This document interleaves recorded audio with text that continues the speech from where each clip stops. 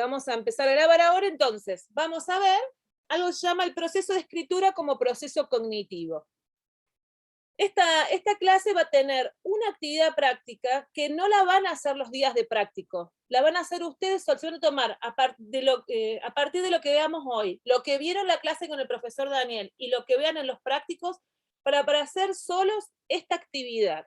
Van a tener dos materiales, tres en realidad, la clase grabada que estamos haciendo ahora, el material que es este que ya está colocado en el aula, y un artículo que los profes les van a poner en el aula, que es de la revista Anfibia, que es bastante interesante. No sé si la conocen a la revista Anfibia. No, profe. No, bueno, ahora la van a ver.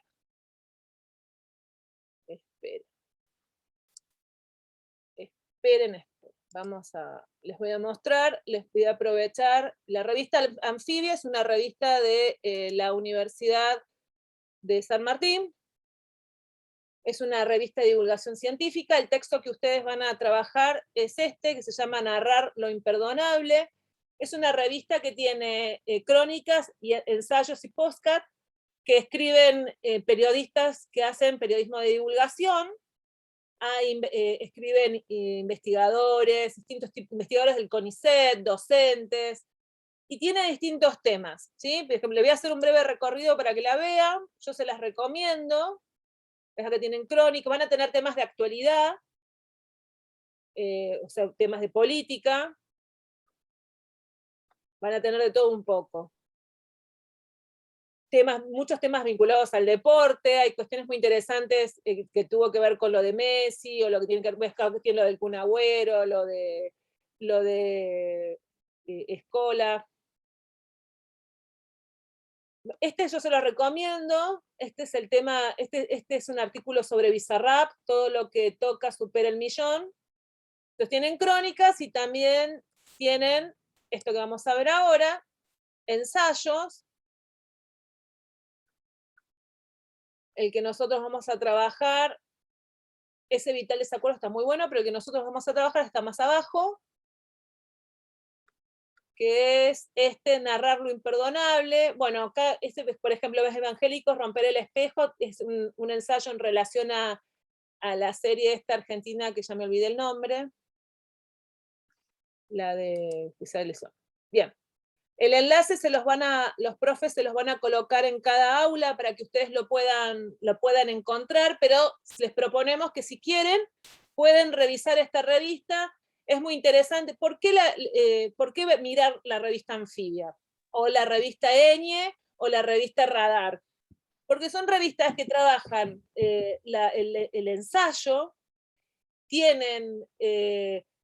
trabajan temas de actualidad y de divulgación científica. El código en el cual escriben está muy vinculado a lo que nosotros le proponemos que ustedes aborden dentro de esta materia. Entonces van a ver inclusive cuáles son las temáticas, cómo articula las ideas, cómo introduce algunos recursos sobre la escritura, y son personas que están dentro del ámbito universitario, ¿sí? O sea que ahí les puede servir a ustedes como referencia. Bien, vamos a empezar con el tema de hoy. Entonces, que se llama escribir. Esperen que voy a acomodar acá un poco. ¿Lo ven bien? Sí, profe. Sí, profe. Perfecto. Sí, profe. Genial. Bueno, entonces se llama escribir conceptos y ejercicios. Y voy a empezar con una cita. Recuerden que vamos a trabajar hoy, si bien este material lo tienen en el aula ya, si ustedes tienen la posibilidad de abrir el aula y ir siguiendo con la lectura el material que está disponible, lo pueden hacer. Si no, si están conectados por el teléfono o por otra forma que no puedan leer, les pido que presten atención a la escucha. Sí, les voy a leer esta cita, bastante provocadora en relación a lo que sucede dentro del ámbito escolar. Y vamos a pensar lo escolar en sentido amplio. La universidad también es un espacio escolar, es un espacio en el que uno va a aprender, conceptos, que va a aprender distintas cosas, y vamos a ver qué propone este autor en relación a eso. Dice, la educación no consiste ni en escribir en un papel en blanco, una tabla rasa, ni en dejar que florezca la nobleza del niño. Al contrario, la educación es una tecnología que intenta compensar aquello para lo que la mente humana es de por sí poco apropiada. Los niños no tienen que ir a la escuela para aprender a andar, hablar, reconocer objetos o recordar la personalidad de sus amigos, aunque estas tareas son mucho más difíciles que leer, sumar o recordar fechas históricas. Sí tienen que ir a la escuela para aprender la lengua escrita, la aritmética y la ciencia, porque estos cuerpos de conocimiento y de habilidades se inventaron hace demasiado poco como para que se haya desarrollado cualquier habilidad especial y específica para ellos y que esté en toda la especie. Quiere decir esto, que nosotros venimos acá a aprender cuestiones específicas que hacen, en este caso en la universidad, al mundo profesional o al mundo de la ciencia. Habilidades, conceptos específicos que no hemos podido adquirir en el desarrollo de nuestra vida porque nuestro paso por la historia de la humanidad es ínfimo, pero en relación a todo el desarrollo histórico que se ha dado. De manera que lo que nosotros estamos trabajando ahora son cuestiones específicas que nos van a permitir, como habilidades o cuerpos de conocimiento, que nos van a permitir desarrollar una forma de conectarnos con la comunicación académica, que tiene que ver con la escritura académica. Es por eso que nosotros hoy vamos a ver un aspecto más dentro del proceso de la escritura, que es el proceso cognitivo del escribir. Y acá vamos a ver que escribir, algo que pareciera que es algo que nosotros lo tenemos incorporado de manera natural,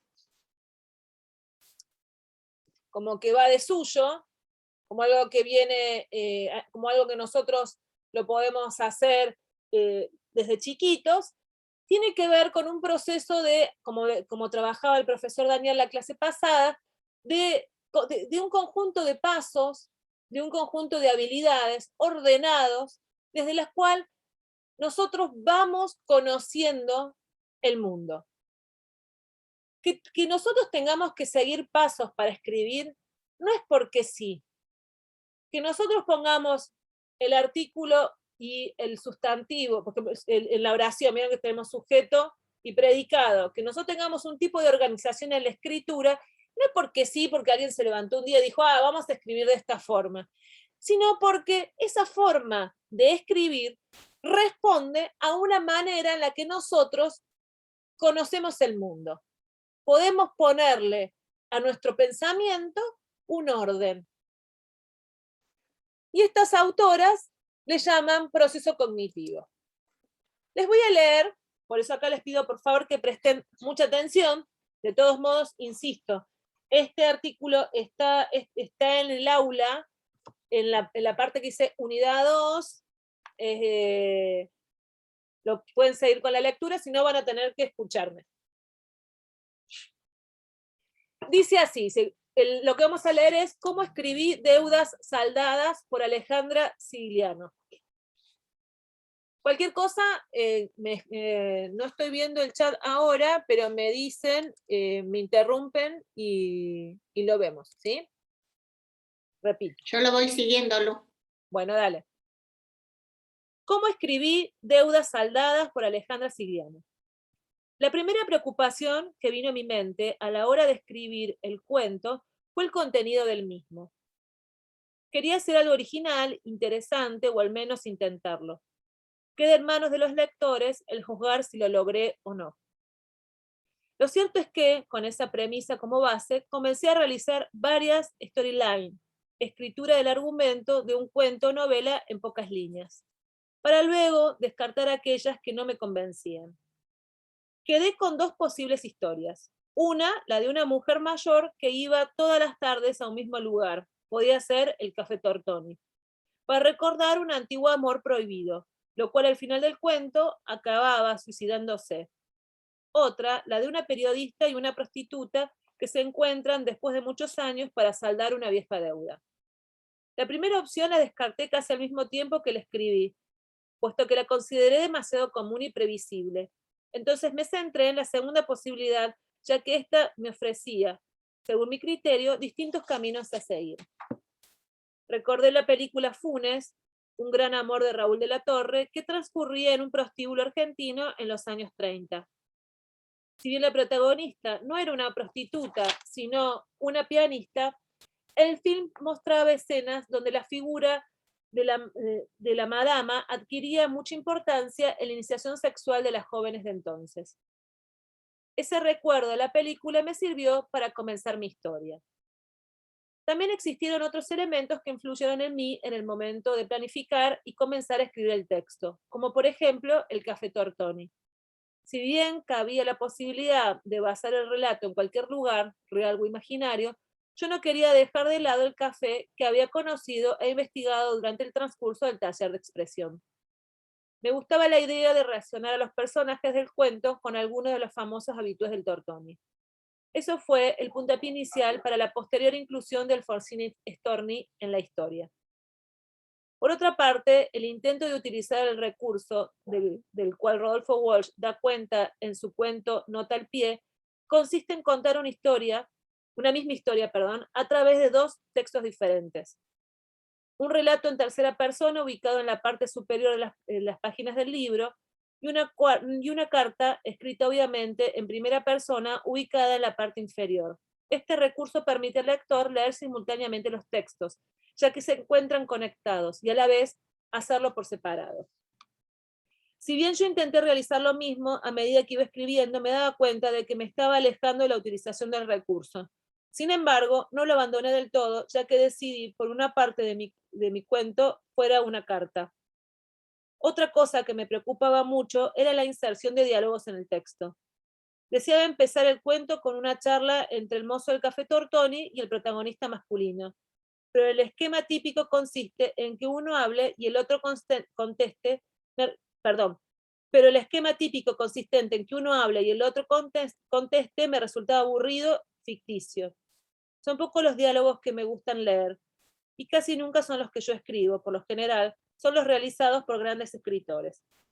Tal vez no pueda explicar claramente qué es lo que me molesta de los diálogos impresos, pero lo cierto es que estuve llenando unas cuantas hojas borrador con distintas posibilidades hasta que pensé en salirme un poco de los esquemas, omitiendo escribir las preguntas del periodista para darlas a entender a través de las respuestas del mozo, en una especie de diálogo cortado por la mitad que reproduce solo una voz de las dos que intervienen. De eso se trata el comienzo de mi cuento. Quizás ese recurso no sea el más adecuado, pero fue el que me permitió encontrarle la vuelta a mi preocupación por la reproducción escrita de la comunicación humana. Es por eso que también lo utilicé en otras partes del cuento. En otro sentido, me serví de la realidad y la gama de personajes y lugares que ella ofrece para determinar otros detalles de la historia. Por ejemplo, el nombre de la protagonista surgió de relacionar el personaje ficticio con la actriz Isabel Sarli, mito viviente del cine argentino y una de las mujeres más conocidas del país. Fue algo instantáneo. Cuando me puse a imaginar cómo sería el personaje femenino, a corporizarlo en mi mente, surgió la imagen de la Coca Sarli.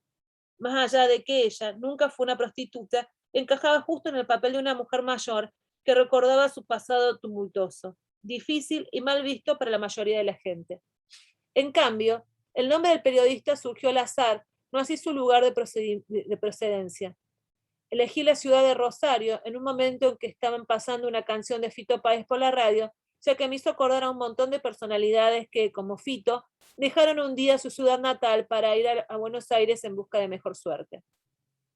El tema de la deuda que Eduardo contrajo con Isabel lo establecí cuando pensé en un motivo para el reencuentro de ambos, y se unió después con la idea de que Isabel tenía que saldar una deuda con su hermana muerta. Una vez que tuve este eje de cuento ya trazado, el título surgió fácilmente. Quiero destacar que en esta historia no se reflejan recuerdos ni experiencias personales o familiares, sino una serie de acontecimientos creados por mi imaginación, lo cual se sirvió de ciertos personajes y lugares reales y de algunos recursos literarios para dar forma a este cuento llamado Deudas Saldadas, el cual queda a disposición de todo aquel interesado en leerlo y juzgarlo o tan solo disfrutarlo. Bien, vamos a ver. ¿Qué tal primero? A ver, ¿qué opinión tienen de esto que leí de deudas saldadas? ¿Se entendió? ¿Alguna opinión?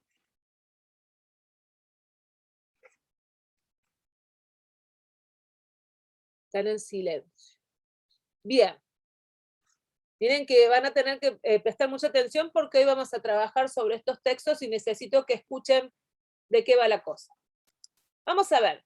¿Qué datos ofrece este texto acerca del proceso de redacción? Primero dice, buscar una historia, contenido, tema para que su cuento sea original e interesante. ¿Cómo hizo ella para trabajar? A ver, les pregunto, ¿cómo hizo ella? A ver, veo que están ahí escritos. Sí, muy bien, Nadia. Habla de su proceso creativo escritural. Pero vamos a ver acá.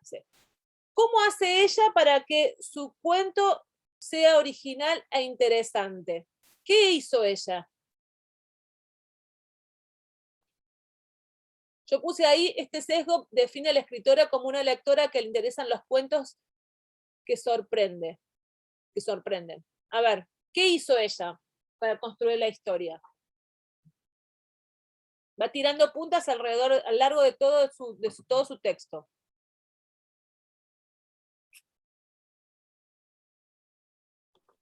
observa realidades y copia y trata de juntar distintas ideas. Bien, a ver, ¿cuáles serían esas realidades, Fabi? Y por empezar un lugar real, Café Tortoni, que es un lugar famoso que es real. Y bueno, el mozo de la canción surge el lugar de donde podría ser otra persona, y así va buscando realidades de distintas personas para crear un imaginario. Bien, una imagen. Ezequiel, ¿qué querías agregar?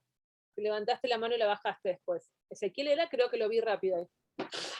Sí, no, lo que yo quería decir era, bueno, que había elegido primero varias historias con las cuales se quedó dos, dice, y después, bueno, terminó descartando una y se quedó finalmente con la historia que le parecía que tenía más distinto tipo, o sea, un final más abierto, por decirlo así, o un desarrollo más amplio.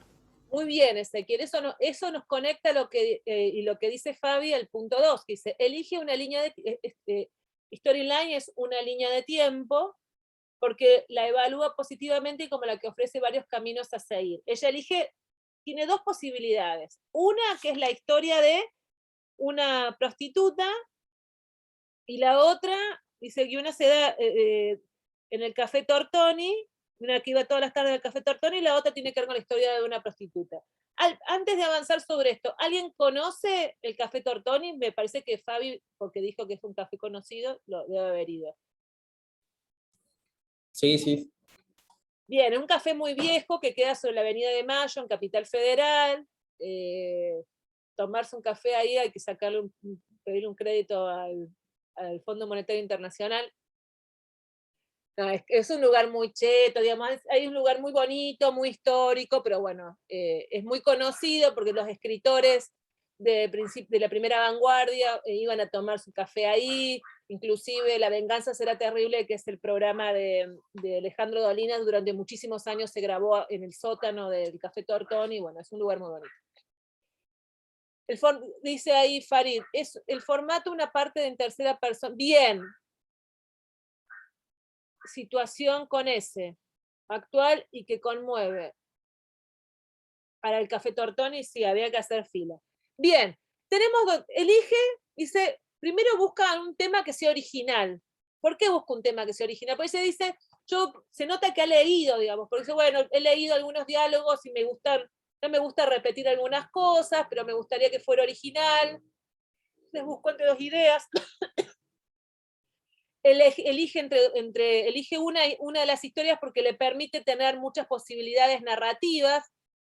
Incorpora, dice, un trabajo de investigación que realizó en otro momento, en esto que tiene que ver sobre el Café Tortoni. Incorpora recursos que otros autores emplearon en sus producciones, es decir, lleva a cabo una operación de intertextualidad. Y acá es interesantísimo. Ella dice, bueno, dice que se había quedado con la idea de un trabajo que ha hecho Rodolfo Walsh. No voy a preguntar para no demorarme, pero para el que no sepa, Rodolfo Walsh fue un escritor argentino muy importante que trabajó sobre la New Fiction junto con, digamos, en paralelo, digamos, algo muy parecido a Truman Capote, nada más que no fueron contemporáneos pero no se conocieron. Truman Capote escribió A Sangre Fría y Rodolfo Walsh Operación Masacre. Fue periodista y militante político, asesinado en la última dictadura militar, luego de haber escrito la carta a la Junta en 1977. Realmente un gran escritor, tiene obras en cuento y en novelas muy recomendables. Entonces esta chica, Alejandra Sigliano, propone, dice, busca tomar una idea de Rodolfo Walsh en su texto Nota al Pie sobre la incorporación de unos recursos narrativos, y además toma a la Coca Sarli. ¿Saben de quién es la Coca Sarli? Imagino que esta se la deben conocer. La primera actriz porno de la Argentina. Si ya no saben quién es la Coca Sarli, es porque ya estamos demasiado viejos, y Miriam se ríe porque significa que las canas no son... La Fabi sabe de quién es la Coca. No se hagan los que no saben. Si no, Carolina también. Si no saben, ya directamente hoy apago la cámara y me voy. Y me retiro. Si decís que pretende usted de mí, todos la recuerdan. Qué horror. Y pensar que era actriz porno y salía más vestida que muchos de los que salen hoy en la tele. Bien. Beatriz Sarli. Dani, necesito ver tu cámara de cuando te estés riendo. No, Beatriz Sarli no es actriz porno, es un intelectual. Es la Coca Sarli. Bien. Y lo dije sin ponerme colorada, ¿eh? Bien. Queda grabada esta clase, la subimos a YouTube. Beatriz Sarli nos hace una demanda por confundirla como actriz porno y sigue la vida. Bien.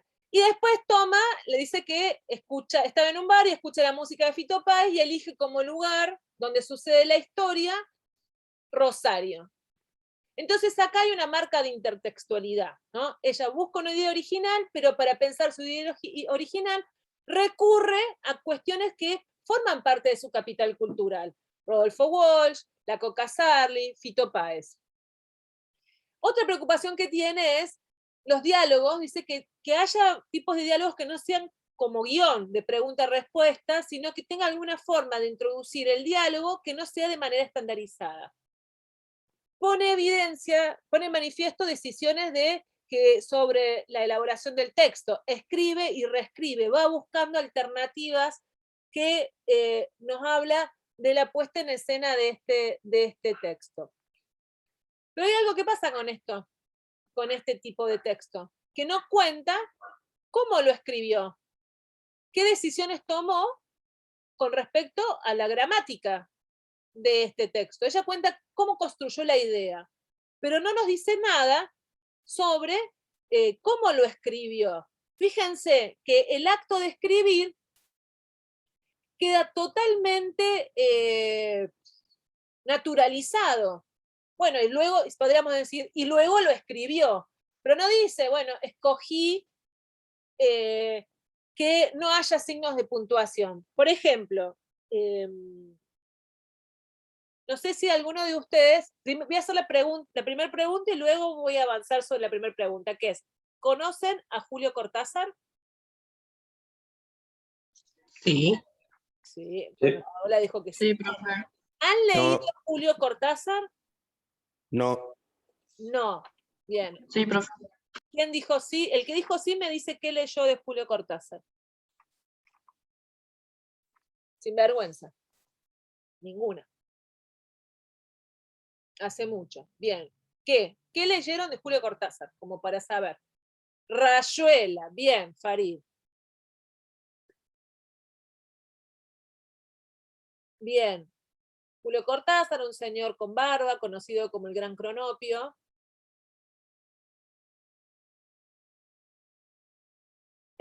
Bueno, muy bien, hace bien en leer Rayuela. ¿Qué tiene de distinto? Bueno, ahora ya a esta altura no tiene nada algunos han copiado su forma, pero ¿qué aporta Rayuela? ¿Cómo está escrito Rayuela? Ahí para Carolina y Farid, que han leído o están leyendo Rayuela. ¿Qué tiene? Además de muchas páginas. Dos maneras de leerlo. ¿Y cómo sería? A ver, Farid, ¿te animás o Carolina, se animan a contarlo con el micrófono? Hola, ¿se me escucha? Perfecto, fuerte y claro. Tiene en realidad varias formas de leerlo. La primera es de principio hasta el final y las otras son salteando capítulos. Cada uno elige la forma que quiere leerlo y lee capítulo por capítulo y no ¿Y cómo cambia haces, el Farid? resultado. Si vos querés leerlo salteado, que vos agarrás tipo la Biblia y decís, leo versículo 5, porque sí, o hay Pues, alguna, te da alguna tiene- pista el autor para saltear. sí, no, en el índice tiene cómo podés leerlo y si no podés elegir vos como, si no mal Bien. no recuerdo. Tiene, muy bien. A ver, ahí, gracias, Farid. Matías dice que hay 3 formas de leerlos. ¿Cuáles serían las 3? El que Creo que me parece que había, sí, sí, sí. no, que hasta donde recuerdo, digamos, tenías la forma, digamos, normal de correo de leer un libro, después a la inversa y después como decía acá el compañero en el índice, había una guía sobre cómo ir leyendo el libro. Creo que esas eran las 3 formas que, Ajá. va, por lo menos que yo conozco. Bueno, lo de la inversa me mató, ahí la vamos a ver. Y me parece que es Carolina. Carolina, sos vos, no alcanzo a ver tu nombre, la compañera que está con el Sí, flotador en ese lugar tan bonito. acá, bueno, acá lo tengo el libro, Bien. recién voy por las primeras páginas y no sé si se alcanza a ver, esa es la manera, digamos, que el autor propone leer de la segunda manera. Hay 2 maneras de leer el libro, una convencional, que es como cualquier persona lee un libro, y la otra de la manera que él lo propone, así Perfecto. salteándote el título. Va a ser la misma Sí, historia, digamos, pero relatada de diferentes maneras. ¿y por qué parte vas leyendo vos? No, recién lo empiezo, sí, me lo compré en la feria del libro el otro día. Voy por el capítulo 2, pero Todavía no llegaste a la parte donde dice toco tu boca, la parte porno del libro. no, de la parte, digamos, cruzada estoy leyendo, no la convencional. Ah, muy bien. Bien. Me ¿Por qué llamó más elegiste la la parte atención. cruzada? ¿Por qué elegiste la parte cruzada? Me llamó más la atención en realidad. Era una manera como más dinámica de leer un libro que jamás había leído un libro así. Perfecto. Bueno, después, mucho tiempo después, vienen los libros Elige tu propia aventura, que la gente vintage como nosotros seguramente... Dani, no sé si has leído vos Elige tu propia aventura, pero yo he leído varios. Cuando era chica, había una colección de libros para jóvenes o niños, donde vos ibas leyendo un capítulo y decías, bueno, ahora tenés que tomar una decisión. Si querés que saltar al pozo, ve a la página 15. Si querés hacer tal cosa, ve a la otra página. Entonces vas vos, digamos, te da múltiples posibilidades de escritura. Maxi levantó la mano. Maxi Sánchez, creo que, ¿no? Sí. Te escuchamos.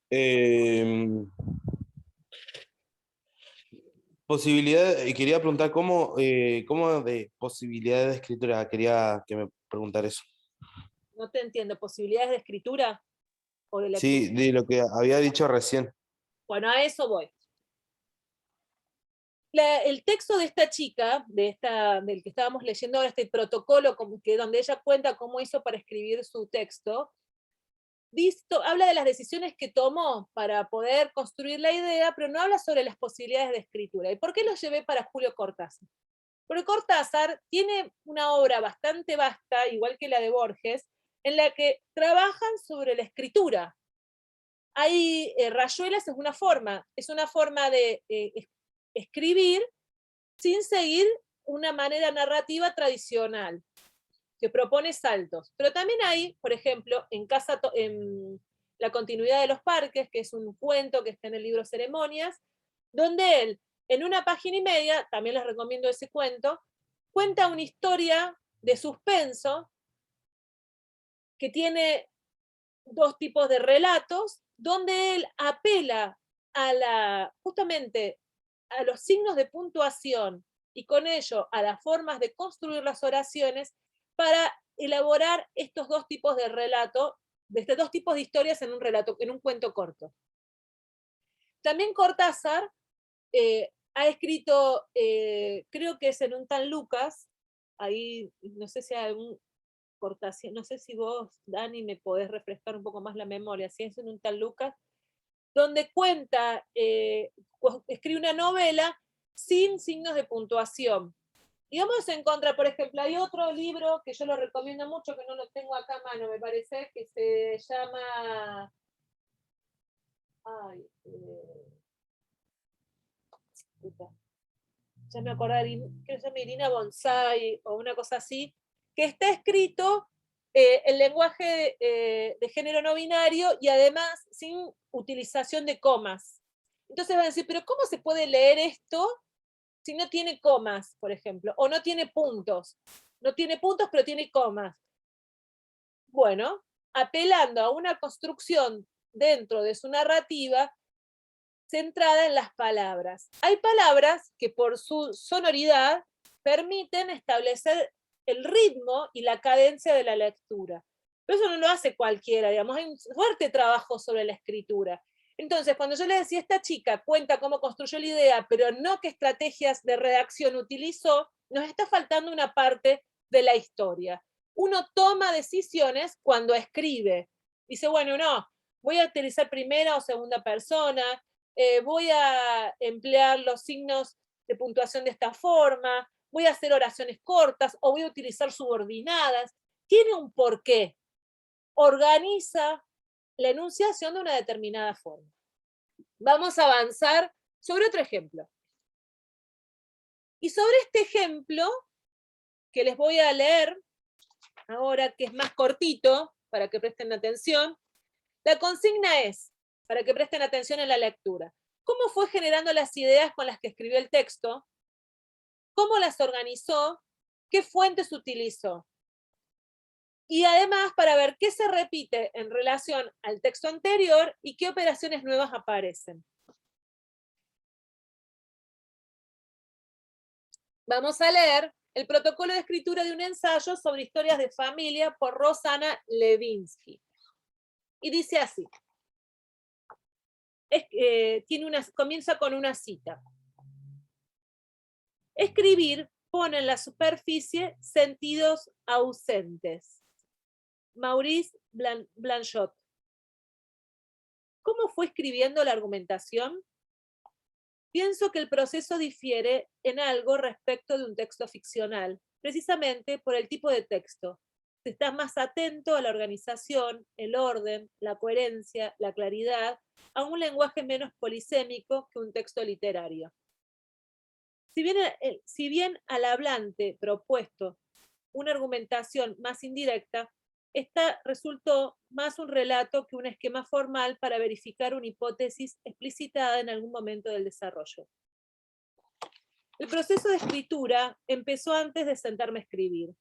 Ya en el transcurso de la entrevista a mis tías, vi con nitidez las ideas generadoras de escritura: obsesión, neurosis, simbiosis. Estas ideas no surgen solo de una entrevista, sino de la bibliografía leída que me permitió, a modo de zoom, detenerme en ciertos aspectos, y de esa memoria a largo plazo que iba trabajando, los recuerdos vivenciales, el haber sido durante 30 años testigo y parte de esa misma historia.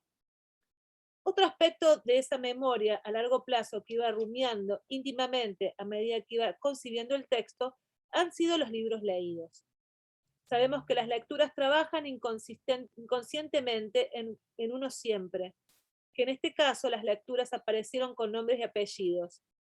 Me pregunté qué libros de historias familiares había leído en mi vida y ahí estaban Sartre, Beauvoir, Proust, Duras, Borges, Silvino Campo.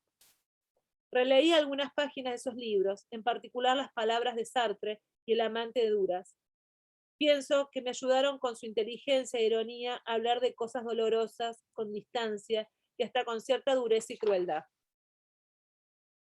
Los objetivos previos que me propuse fueron, en primer lugar, que mi escritura fuera también un tanto enfática y retomara la misma idea en cada apartado, pero ilustrada desde lugares distintos.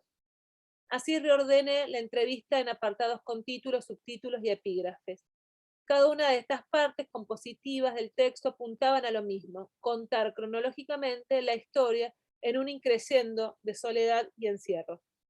Por esta razón, preferí como recurso la argumentación indirecta y que la hipótesis estuviera diseminada a lo largo de la estructura del texto, en su organización, en su distribución de la historia, en ciertas reiteraciones, en un lenguaje por momentos valorativo, en sus títulos y epígrafes.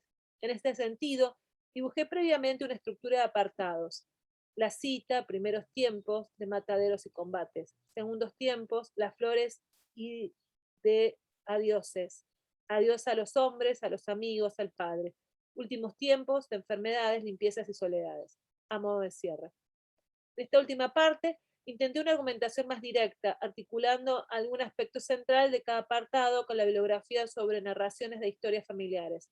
En lo que refiere a bibliografía, ya tenía una idea general de los artículos, pero volví a ella una vez terminado el texto, y allí sí, seleccioné aspectos muy puntuales que podían enriquecer mi conclusión y que incluso me sirvieron para volver al relato y reforzar algunas ideas, agregar otras o reordenarlas. En cuanto a la selección de epígrafes, en el reordenamiento de la entrevista con sus subtítulos correspondientes, hice una primera selección. Aunque una vez terminado el texto cambié algunos, y también me ocurrió que al seleccionar un nuevo epígrafe modifiqué alguna parte del texto, no solo en el qué del texto, sino también en el modo de construir o decirlo. Como se ve, la escritura es un vaivén constante que parecía detenerse solo cuando el texto se publica, o en este caso cuando se lo debe entregar. Lo contrario, me es muy difícil dejar de releerlo, retocarlo, siempre faltan ajustes.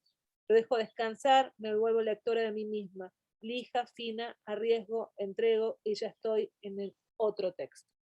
Bien, y ahí termino. Recuerden que la consigna era entonces, ¿cómo fue generando las ideas con las que escribió el texto? ¿Cómo las organizó? ¿Qué fuentes utilizó? ¿Cuáles se repiten? ¿Qué operaciones nuevas aparecen? A ver, ¿qué podemos ver de este tema?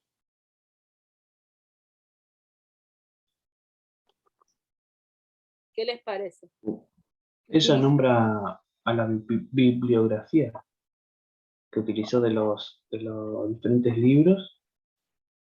Después lo organizó como epígrafes, los pensamientos.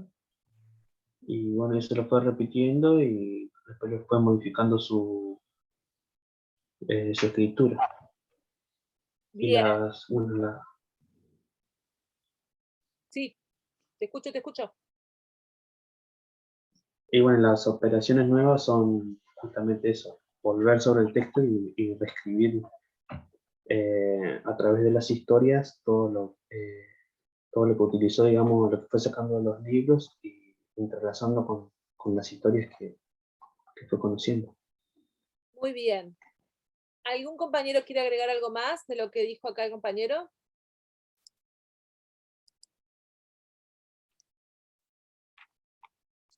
Profe, Sí, Maxi. de lo que usted leyó, está diciendo, está especificando de dónde saca las ideas principales. Ponerle saca alguno de alguna frase de distintos libros y ahí lo organiza para que tenga sentido. Muy bien. Fíjense que además dice que organizó el texto con una estructura que tiene una primera parte y coloca el título que le puso, una segunda parte, una tercera parte y un cierre. Y explica por qué puso esos elementos. El texto anterior no. Este sí tiene una estructura. Vamos a ver acá. Dice, primero, ambos describen en detalle las operaciones que llevaron a cabo antes de sentarse a escribir. ¿Qué es lo que hicieron? Lo que incorpora esta chica, Rosana, es que dice que el texto ya venía con ella, porque como fue un texto que construyó a partir de una entrevista que hizo sus tías, había algo que habitaba en ella. Ambas colocan detalles sobre las elecciones de temas e incorporación de recursos. ¿Por qué lo hicieron? ¿Cómo estructuraron? Lo que sí podríamos ver una diferencia, que en este texto me presenta la superestructura o el orden que tiene de la presentación de elementos y en el otro no. Dice, ambos no explican, sería cómo decidieron la estructura gramatical del texto. Acá volvemos sobre lo que dije recién. No dicen por qué tomaron las decisiones que tomaron para escribir lo que escribieron. No hay registro de operaciones posteriores a la colocación del título del texto. Es otro elemento que tienen en común. Ninguna de las dos cuentan qué pasó en el momento de cierre, por qué eligieron ese título, cómo se hizo para quién estaba dirigido y demás. ¿Alguien quiere agregar algo? Disculpen que vaya medio de los tiros, pero si no, no vamos a llegar. Como siempre, es mi madre la que está escribiendo. ¿Alguien quiere agregar algo? Bien. Vamos acá. El modelo que vamos a ver de proceso cognitivo de la escritura es el modelo de Flower y Hayes, que sostiene, un modelo es una metáfora de un proceso, una forma de escribir algo, como por ejemplo el proceso de composición, que se resiste a permanecer quieto para un retrato. Vuelvo. Un modelo es una metáfora de un proceso, una forma de describir algo, que se resiste a permanecer quieto para un retrato. Nosotros vamos a ver ahora es una forma, un proceso de poder hacer algo.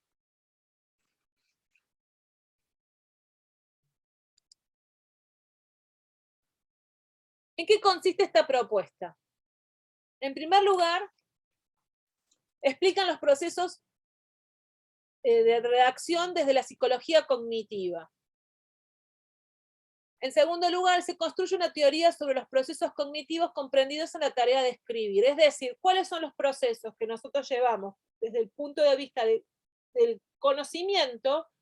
La psicología cognitiva se preocupa sobre cómo el hombre conoce.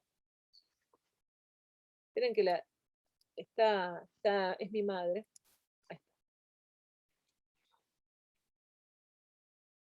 La psicología cognitiva entonces se preocupa cómo el hombre conoce. En el ámbito de la escritura vendría a ser cómo la preocupación es cuáles son los procedimientos en la construcción de conocimientos implicados en la tarea de escribir, es decir, cómo se dan esas relaciones. ¿Cuáles serían los pasos involucrados en la tarea de escribir? La acción de redactantes, la acción de redactar, ya que estamos lo vamos a ir corrigiendo.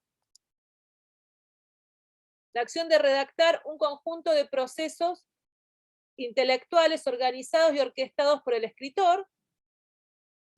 Esos procesos tienen cierta jerarquía. El acto de componer está conducido por objetivos del escritor que se van reformando y relacionando durante el proceso y constituyen una especie de red cada vez más amplia. Entonces, lo primero que van a decir, que el escribir tiene un conjunto, involucra un conjunto de procesos intelectuales organizados. Como decíamos al principio, no está hecho al tuntún, sino que tiene un conjunto, pone en juego un conjunto de pasos. Estos tienen cierta jerarquía. Si ustedes se fijan, todas empezaron en construir la idea. Hay algo que hay en común. ¿Cuál es el primer paso? ¿Cómo hago para construir? Digamos, tengo que escribir. Generalmente el profe nos dice, bueno, van a tener que escribir un ensayo sobre la relación entre sociología y salud, ¿no? Bueno, ese es el tema. ¿Y sobre qué voy a escribir sociología y salud? Algún aspecto tengo que buscar de ese, porque no voy a escribir el mundo y sus alrededores, ¿no? Sino, dentro de eso de sociología y salud, ¿qué voy a ver? Elijo ahí, hay una elección de tema. Fíjense que en las dos propuestas de texto, en los dos protocolos, ya sea la narrativa como el ensayo, hay una búsqueda de tema, ¿no? Después, esos procesos tienen cierta jerarquía, dijimos, hay un orden, busco el tema, después veo cómo los personajes, en qué tiempo sucede. El acto de componer está conducido por objetivos del escritor que se van reformando y relacionando durante el proceso y constituyen una especie de red, ¿no? se van redefiniendo en el momento que uno va escribiendo. ¿Cuáles serían esos pasos? Son 3.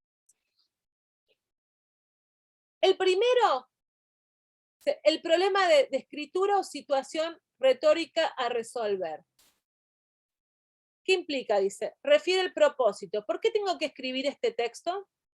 Esto se define atendiendo al auditorio. Ello define el tenor, el grado de ritualización. Entonces, tengo el primer paso que es el problema de la escritura, situación retórica a resolver. Siempre, como nosotros vimos al principio de esta materia, siempre cuando escribo, escribo para alguien. Saco una foto, la saco para alguien, para mostrar algo a alguien. Todos los textos tienen un enunciatario. Lo primero que yo tengo que resolver es por qué tengo que escribir esto y a quién va dirigido. ¿Por qué lo debo saber? Porque eso va a definir el grado de ritualización. Recuerden cuando veíamos situación comunicativa, tenor y el grado de ritualización. Es decir, si yo le voy a escribir, tengo que escribir un ensayo para ser presentado a la publicación de una revista, no va a tener el mismo tratamiento que si escribo un cuento para ser presentado en la Feria del Libro. No es porque sea mejor o peor, sino que las personas que lo van a leer van a buscar distintas cosas. De hecho, una de las mayores dificultades que tienen los textos académicos es esta cuestión de poder resolver quién es el que lo lee, a dónde va a ser presentado. Y los textos académicos, en el caso de ustedes, fundamentalmente son escritos para que los lea el profesor. Y no es lo mismo que lo lea el profesor que si el texto lo va a leer, por ejemplo, un consejo editorial de una revista científica. ¿Por qué no es lo mismo? Y porque el profesor, cuando recibe el texto, especialmente en el caso nuestro, nos fijamos, tenemos criterios de evaluación, y esos criterios de evaluación responden a los criterios de la materia. Si pudo responder a los contenidos tratados en la materia, si pudo estar presente de algunas de las estrategias que nosotros le solicitamos que estén dentro de ese texto. En cambio, en una revista científica, quizás los criterios de evaluación y selección del texto están orientados a poder dar cuenta de la temática de la revista y si responde a los cánones de edición de revistas indexadas. Entonces vemos que el destinatario nos va a matizar la forma en la que nosotros vamos a plantear el texto. Por eso es fundamental, antes de sentarme a escribir, que diga por qué escribo esto y para quién lo estoy escribiendo. Y tiene que ver con la situación retórica. Saber hacia quién va dirigido va a orientar las estrategias.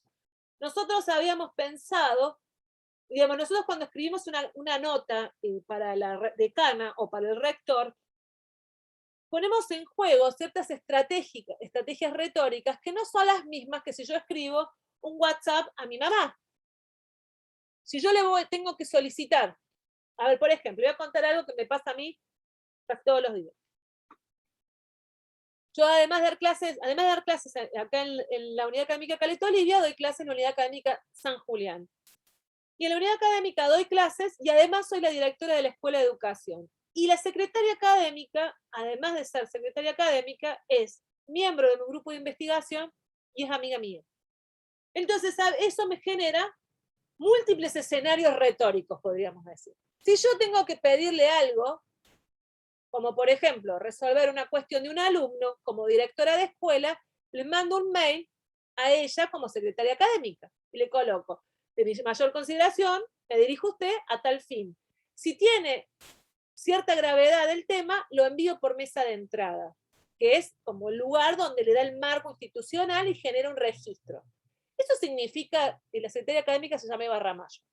Eso significa de que yo, si le mando una nota por mesa de entrada, es que estoy enojada con Eva y voy por la vía de la formalidad. No. Significa que para ciertas trámites o para cierto tipo de cuestiones institucionales hay un marco. ¿Se acuerdan cuando veíamos situación comunicativa y hablábamos del marco de la comunicación? Bueno, tiene que cuando hay un marco, yo no le puedo decir, che, Eva, fíjate que Maxi Vera se la mandó, resuelve esto. No, ella, si bien eso yo se lo puedo decir por teléfono, porque ahí el circuito comunicacional es otro, debe tener un marco institucional. Y esa decisión yo la tomo antes de escribir. Ahora, si es una cuestión, debo destacarles que Eva vive en San Julián y yo vivo en Caleta Olivia. Si viviéramos las dos en el mismo lugar, quizás yendo a su oficina, en el tete a tete, en el cara a cara, podemos resolver cosas. Pero hay cuestiones que necesitan un marco institucional. Y por eso lo debo identificar antes.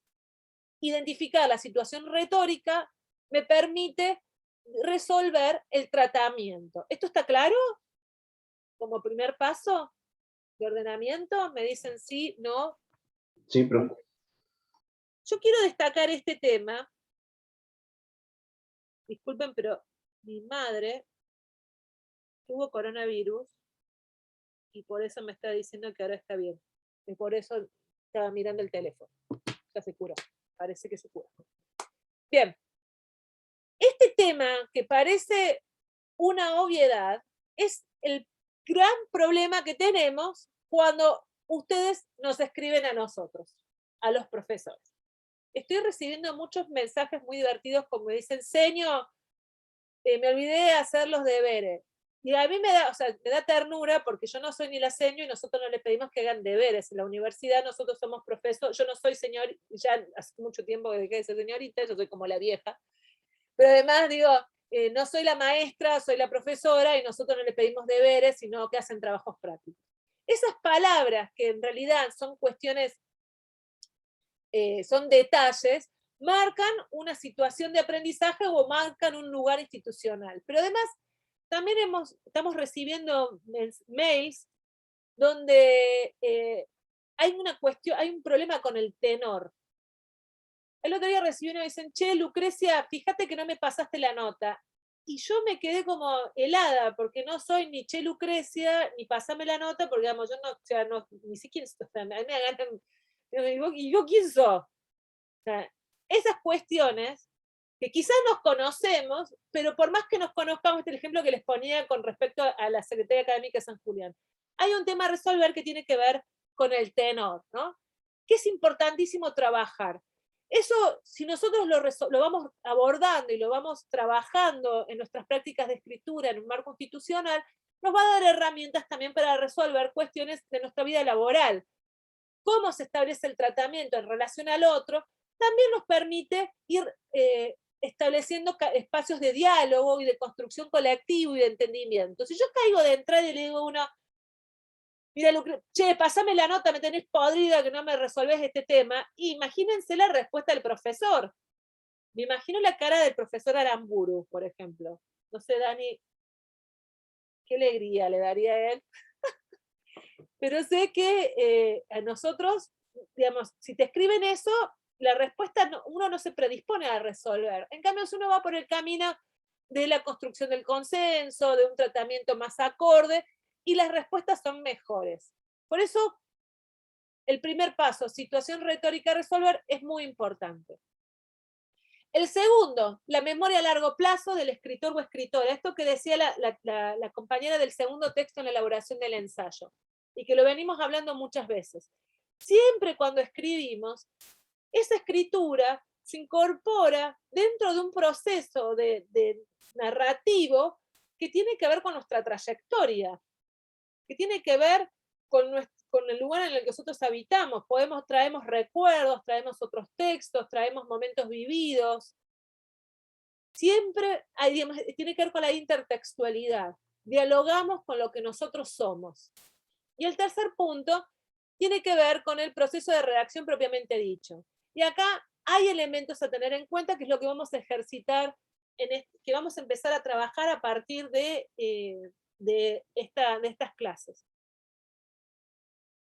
La planificación, ideas a concebir, el tema de concebir la idea, esto que veíamos en el primer texto, recuperar información, organizar, identificar categorías, fijar objetivos, la puesta en texto o textualización, convertir las ideas en lenguaje, revisión, evaluación, corrección, digamos, hay distintos pasos que uno va siguiendo que nos permiten trabajar sobre el texto. Dejar de que el texto sea un vómito, hacer un proceso de elaboración de ideas. ¿No? Ver qué idea voy a trabajar, cómo la voy a organizar dentro del texto, cómo la voy a relacionar, qué es lo que quiero lograr. Esto, imagínense cuando Cortázar pensó Rayuela, ¿no? O el otro libro, 62 modelos para armar, que es bastante parecido a Rayuela, o la continuidad de los parques, que el que le decía recién. O el tema de la historia de Cronopios y de Famos, hoy que hablamos de Cortázar. ¿Es porque se levantó infantil y empezó a hablar de los cronopios? ¿O qué es lo que estaba pensando el escritor cuando construyó el personaje de los cronopios? Que él inclusive tiene una definición muy bonita, dice un cronopio es muy difícil ser cronopio, dice, porque implica ser a contraluz, a contrapelo, a contrafagot, a contra de todo. Dice, cómo uno va construyendo esos personajes, con qué finalidad, qué quiere lograr, qué es lo que quiere instalar. Eso implica un fuerte trabajo previo sobre la escritura, y luego vamos escribiendo. Lo que veíamos con Haruki Murakami también, ¿no? Todas las ideas que estaban presentes dentro del texto, o cuando veíamos lo de Ciro, lo de Andrés Ciro Martínez, cuando él cuenta el proceso de construcción del texto, de la poesía muy despacito, ¿no? Aquí estaba, ¿dónde se instauraba este texto, ¿no? En que su memoria a largo plazo, esto que veíamos en esta entrevista de del 2015, cuando fue un texto escrito en el siglo anterior, casi 10 años, más de 10 años anteriores, cómo esa poesía se inserta dentro de su memoria a largo plazo y le permite una intertextualidad. ¿Alguna pregunta sobre esto? ¿Sobre esto que estamos viendo ahora? Bien, ¿cuál va a ser el ejercicio que van a hacer ustedes solitos? Que van a apoyarse en la clase teórica que dio el profe Aramburu el lunes pasado, y que les van a dar herramientas en la clase práctica de este miércoles, van a releer los protocolos de escritura y revisar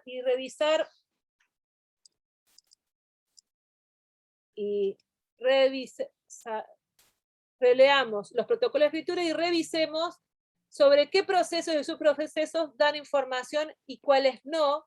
Esa va a ser la primera tarea.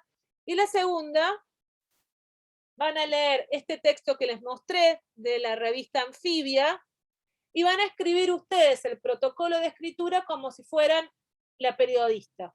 Lo van a leer y van a imaginarse el protocolo de escritura que la periodista llevó a cabo para escribir ese ensayo.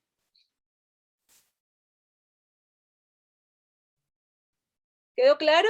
Esto lo van a tener disponible en el aula, a las consignas, ¿sí? Entonces, van a revisar los protocolos de escrituras que vimos, van a leer el ensayo que ahí los profes van a colocar en el aula y van a escribir el protocolo de escritura, como el que leímos acá en clase. Si se les perdió, si se olvidan sobre el protocolo de escritura, este capítulo que vimos ahora está en el aula para que lo revisen, ahí están escritos los protocolos. Recuerden que lo que tienen que hacer es imaginarse ustedes qué tuvo en cuenta la escritora para escribir esos ensayos. Una cosa, es vital, ya parezco a alguno de los candidatos, estoy muy influenciada con las palabras, últimamente todo es claramente, ¿vieron que se usa mucho claramente? Claramente, o ¿cuál era la otra? Vital, se usan varias palabras, se pusieron de moda. Van a tener que acudir a su imaginación, se van a tener que poner en la piel de la escritora e imaginarse ustedes qué hizo, qué decisiones tomó. No, les pido por favor que no busquen que ella diga en el texto, primero hice esto y después hice, porque no lo va a decir, porque es un ensayo, ustedes van a ver el producto terminado. Ustedes se tienen que imaginar qué es lo que hizo ella para escribir ese ensayo. ¿Está claro lo que tienen que hacer? Cuando uno se imagina, se tienen que dejar llevar, tienen que leer y decir, ¿y qué hizo? A ver, si tomo esta para hablar, inclusive el tema que escogí es sumamente provocador.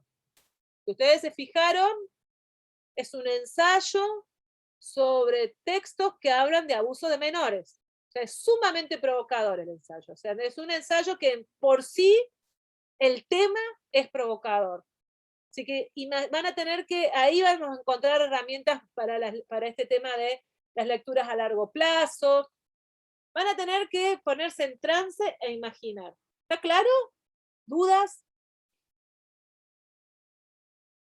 Ay, este profesor. Profe, también tenemos que fijarnos en qué campo representa la situación. No entendí, Maxi.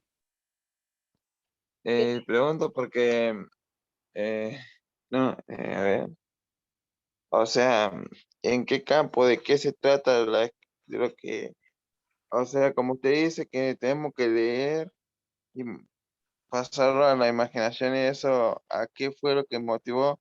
También tenemos que fijarnos con su campo visual, que digamos, de qué se trata Claro, a ver, o mira, no. voy a mostrar. Miren, van a tener que leer este texto. Dice, El abuso infantil en la literatura, narrar lo imperdonable, por Virginia Feisman. Bueno, tiene unas ilustraciones muy bonitas, inclusive tiene una forma de contar. Acá tienen que, lo primero que tenés que hacer, Maxi, es leer todo el texto, ¿sí? Una vez que lo lees, te tenés que preguntar, tenés que responder la pregunta, ¿cómo es que escribió este texto? ¿Qué protocolo, qué paso siguió para escribir este ensayo? ¿Qué decisiones tomó para construir este ensayo? ¿Sí? A ver, ¿por qué eligió este tema? ¿A quién va dirigido? ¿Qué estrategias narrativas puso en juego? Fíjense acá nomás. Ya voy a leer esto que está en negrita, vendría a ser la bajada del título. ¿Qué dice? En tiempos de lucha por la ampliación de derechos, la literatura también funciona como herramienta para tramitar y denunciar el abuso sexual infantil. Virginia Feynman delinea un pequeño corpus de obras que le ponen lenguaje a un tema al que suelen faltarle palabras precisas. Detecta sentidos y dolores comunes en cuentos de Silvino Campo, Lucía Berlín, Aurora Venturini, Claire Keegan, Ita Kidder y entre otros. Esto que está acá se llama bajada, que va, generalmente se llama bajada porque está debajo del título. Cuando yo leo esto, me doy cuenta de que no lo escribe la autora, lo escribe otra persona. Sirve a modo de otra voz que introduce un texto. Dice, bueno, acá, como un presentador, acá en este ensayo van a encontrar tal cosa. Y ya en el título empezamos a ver decisiones. La primera decisión que toma la autora, ¿cuál es? ¿Qué les parece? Traer escritos de otros autores o ideas de otros Sobre el autores. tema que va. Bien, intertextualidad. Va a trabajar otros autores, fíjense, bueno, Silvino Campo, Argentina, Lucía Berlín, ¿la conocen? Todas tienen algo en común, que todas están muertas. Significa que y esto no es un dato menor, porque son escritoras que se han muerto, no recientemente, son del siglo pasado, donde tratan temas donde el tema del abuso infantil, denunciar el abuso infantil no era moneda corriente. Hoy nosotros podemos encontrar en la narrativa actual temáticas que no están vistas, generalmente son denunciadas o tienen otro tratamiento, como por ejemplo la violencia de género, la homosexualidad, el abuso infantil, no tienen el mismo tratamiento. Había que escribir a principios del siglo XX en contra del abuso infantil. No es lo mismo que ahora. O había que hablar en contra de la violencia de género a principios del siglo XX. Entonces, ya ahí tenemos una cuestión de temporalidad muy grande. La autora de este ensayo decide hablar de este tema recurriendo a, dice, sentidos y dolores comunes. Ya te da otra puerta de entrada, ¿no? Entonces, ya empezamos a ver qué decisiones tomó la escritora con la ayudita de esta bajada. ¿Se entiende? Ahí seguimos con esta militancia que tenemos con los profes de análisis del discurso de este año, de leen o leen. O sea, no queda otra. O van a leer o no van a leer. O por lo menos los títulos. Por lo menos van a saber quién es Silvino Campo, aunque sea por lo menos van a tener que googlear por dónde anda la cosa. Y le vamos Muy democrática la Y totalmente, porque si van a ser profesionales, por lo menos van a tener que tener un capital cultural que les permita dar cuenta de la memoria de la literatura universal, por lo menos saber de dónde andan. Y eso, como le decíamos al principio de la materia, leer ficción, leer narrativa, ficción, poesía, nos permite trabajar sobre las emociones y sobre todo sobre la imaginación, y nos da herramientas para poder escribir sobre textos académicos. Si yo digamos, tengo que construir mi capital lingüístico para poder tomar decisiones sobre qué palabra utilizar, que no da lo mismo decir una palabra que decir la otra. Y la única forma que tengo para elegir una palabra es si la conozco, si la puedo ubicar dentro de un campo semántico. Y eso, la única forma que lo puedo lograr es leyendo. Lamentablemente, leyendo textos, mirando películas, escuchando música, pero teniendo acceso a la cultura. La única forma es esa, chicos. En la medida en la que no tenemos acceso a la cultura, no podemos crecer, no podemos diversificar nuestra inteligencia. Hace un par bastante de años, la Organización Mundial, la UNESCO, perdón, empezó a tratar a los derechos, a la cultura como un derecho. Y estoy hablando de mediados del siglo XX. Que la cultura sea un derecho implica que los estados deben garantizar el acceso a la cultura de todos sus ciudadanos. No es un lujo la cultura. La cultura es un derecho de todos los ciudadanos al cual tenemos que trabajar para que todos accedan. Leer, ir al cine, ir al teatro, escuchar música. Debe ser nuestro derecho y también nuestra obligación, porque en la medida que nosotros podamos acceder a otras narrativas, vamos a tener posibilidades de engrandecer nuestro capital simbólico. Y ustedes como futuros profesionales deben hacerlo. Por eso nos hemos propuesto este año, y cada año vamos metiéndole más literatura, en darles esta puerta, esta posibilidad. Yo me alegro mucho que por lo menos este año hubo 5 chicos que conocían a Cortázar. Nos ha pasado con los profes, no me acuerdo, ahí lo veo a Johan que está concentrado, nos ha tocado que hubo gente que no había leído un libro en años, o que su último libro fue un libro de autoayuda y otro el horóscopo. Este año por lo menos hemos encontrado estudiantes que han leído algo, así que eso nos pone muy, muy felices en ese tema. No sé si Dani, ¿querés agregar algo sobre lo que hemos hablado? No, yo sí quería agregar algo por las sugerencias de lectura que fuiste planteando hoy, que me parece que son súper interesantes como posibilidades de acceso no solo a la escritura, sino a la rebeldía en relación con la escritura, ¿no? Porque cuando vos planteabas el tema de un tal Lucas, por ejemplo, que ahí Cortázar justamente se aleja del formato de la novela de un modo rebelde que ya se había planteado con el tema de Murakami, ¿no? El tema de la rebeldía que asume el escritor al momento de decir. No, simplemente recuperar esto que vos planteabas, vos hablaste de Rayuela, hablaste de un tal Lucas, hablaste de Continuidad de los Parques. Si me permitís, yo le agregaría el Ulises de James Joyce, que es sumamente complejo, es una lectura sumamente compleja, pero donde se rompen los límites de la puntuación, porque implica escribir el fluir de la conciencia, ¿no? Esta vertiginosidad con la que nosotros pensamos, bueno, imagínenlo en un formato de escritura, y rompe ahí todos los límites de las formalidades, de la puntuación, de los modos de decir, para construir un relato que es sumamente interesante, ágil y de lectura compleja, pero interesante y desafiante, me parece también. De Cortázar, siguiendo la línea de Cortázar, hay 2 cuentitos que a mí siempre me gustan mucho, porque Cortázar en realidad desafía los modos de leer. Es una escritura que nos desafía en los modos de comprender, de leer, de acercarnos al texto. Hay 2 que yo siempre recomiendo, uno se llama Axolotl, que es la historia de un pescadito, que nosotros, de una persona que va al zoológico a ver las peceras, y se encuentra con un pescado que lo desafía, y después en realidad nosotros no sabemos quién se va del zoológico, si se va la persona, si se va el pescado, o si se va el pez, en realidad. Y hay otra que es La noche boca arriba, que trabaja el tema de las tramas paralelas, que también es un cuento súper interesante, y que me parece que tiene que ver con esto, ¿no? Que son escrituras que desafían, por un lado los modos de escribir y de decir, pero por otro lado los modos de leer. Y las interpretaciones se juegan permanentemente. Y hay otro, lo que es acá no me acuerdo, que tiene que ver con una cámara fotográfica que no me acuerdo, bueno, yo lo voy a buscar y se los voy a plantear el miércoles a la comisión, que tiene que ver, que después no sabemos si quien narra es la persona o es la cámara fotográfica.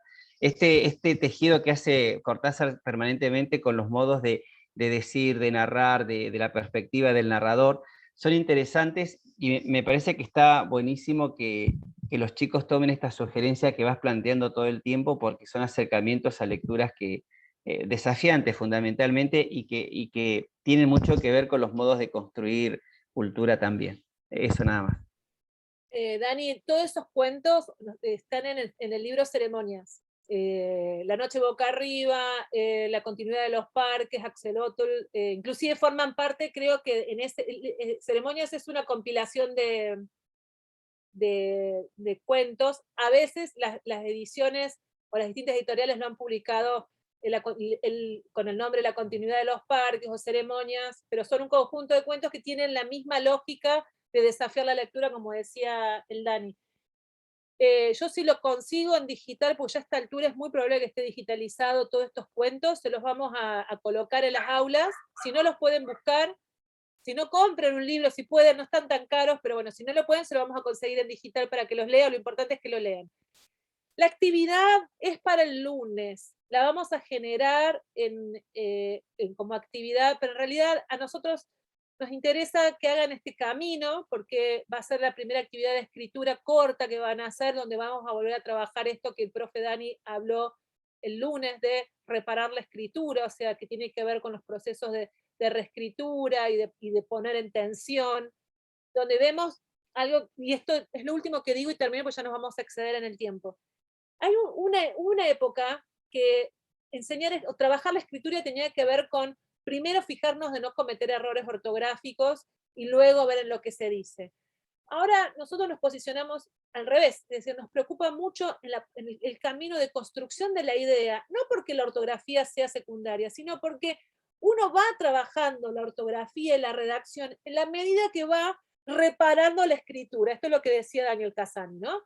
En la medida que uno tiene una idea y va trabajando sobre esa idea, pone en tensión la palabra, pone en tensión la redacción y va puliendo el texto. Si yo primero me fijo, solo pongo la atención en si escribí bien o escribí mal, la idea va quedando en un segundo plano, y a nosotros lo que nos interesa es trabajar lo que hay para decir, este proceso de análisis, de construcción de idea. Por eso hacemos el camino con ese punto, con ese acento. Yo les recomiendo, hay muchos compañeros que están preguntando. Totalmente, Carolina. Gracias por esa cita. Además nos amplía no estamos solos, nos amplía la capacidad de pensar el mundo. Bueno, este tema me lleva a otra cosa. Borges se la pasaba leyendo y Borges decía, no estoy solo. Siempre tengo la posibilidad de estar en otro mundo, estar con otra persona, de estar en otro tiempo, porque tengo la posibilidad de poder establecer puentes de conocimiento. Y eso es lo que nos da la literatura. La literatura escrita, digamos, cualquier tipo de obra, ver una serie nos transporta a otro lugar, a otra realidad, a otro lenguaje, a otras personas, o sea, estar en contacto con la narrativa. Ya me olvidé lo que iba a decir. No importa, es la edad. Bueno, ya volverá. Bueno, no importa. Vamos, tarea. Ahí los profes van a buscar los cuentos estos y se los van a colocar sobre los trabajos prácticos. Si tienen dudas sobre las actividades prácticas, las actividades de asistencia, deben comunicarse con su profesor de los trabajos prácticos. Yo no los tengo, chicos.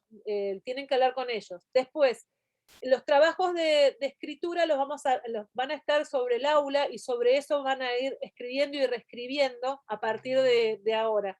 Se va a generar la actividad y ustedes van a trabajar sobre esa tarea.